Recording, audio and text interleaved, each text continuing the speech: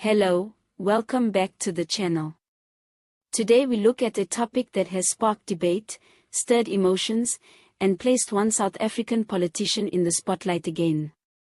Gayton McKenzie, leader of the Patriotic Alliance, has made it very clear that he will never apologize for the tweets he has posted over the years.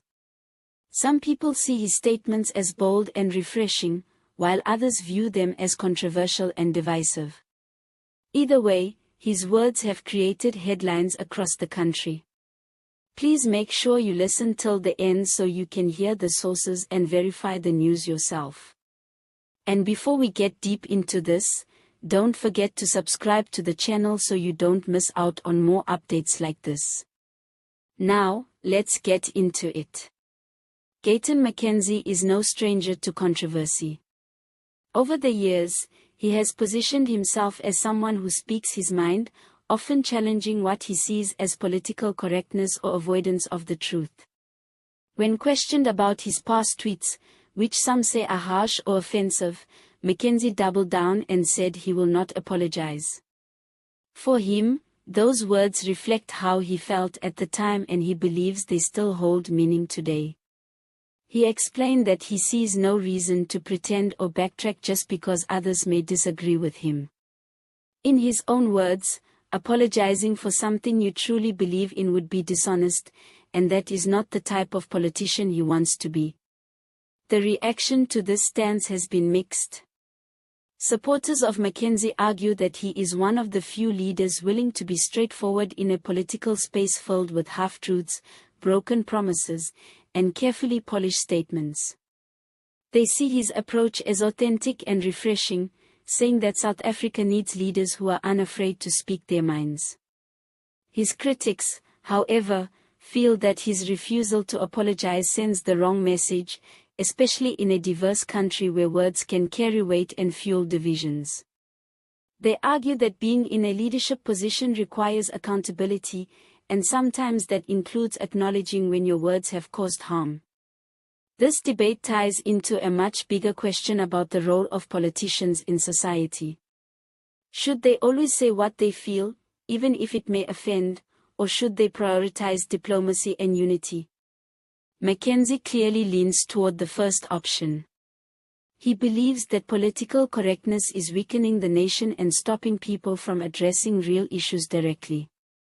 For him, saying things exactly as they are is better than sugarcoating them.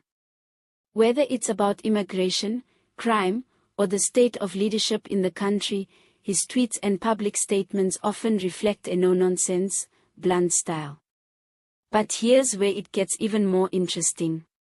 Some political analysts say that McKenzie's refusal to apologize is not only about principles, but also strategy. In today's political climate, standing firm on controversial views can actually build a stronger base of support. It attracts people who are tired of politicians backtracking and changing their words to suit the audience. By staying consistent, even when criticized, McKenzie strengthens his image as a leader who doesn't bend under pressure. Still, one cannot ignore the risks. South Africa is a country with a painful history of division, and words hold incredible power. A tweet or a statement can quickly spark outrage or worsen tensions. For many, a leader's words should help bring people together rather than create further separation. And while some admire McKenzie's bluntness, others feel it alienates communities and prevents real dialogue from happening. What makes this moment especially striking is that McKenzie isn't just an ordinary social media user. He is a political leader whose words are weighed more heavily than those of the average citizen. This is why the debate around his tweets has been so heated. On the one hand, you have those who say he is standing up for free speech, showing that politicians should not be forced into apologies to keep everyone happy. On the other hand, you have those who argue that free speech doesn't mean freedom from accountability. Let's also remember that McKenzie's journey into politics is unique. From his past as a businessman and motivational speaker to his rise as a political figure, he has built his brand on resilience and being outspoken. His supporters often remind critics that he has lived through difficult times and that his perspective comes from real experience. That, they argue, gives him the right to express himself freely and unapologetically. In a way, his statement that he will never apologize for his tweets is more than just about social media posts. It is about a broader philosophy of leadership, where he believes honesty, even if uncomfortable, is more important than trying to please everyone. But whether that works in a country as complex and diverse as South Africa remains to be seen. So where does this leave us? Well, it highlights once again how politics is not just about policies, but also about personalities and communication. Leaders today are under constant scrutiny, and every word they type online can become headline news.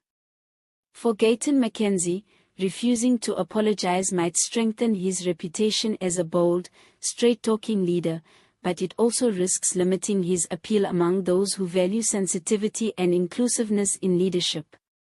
Before we wrap up, let me lighten the mood a bit.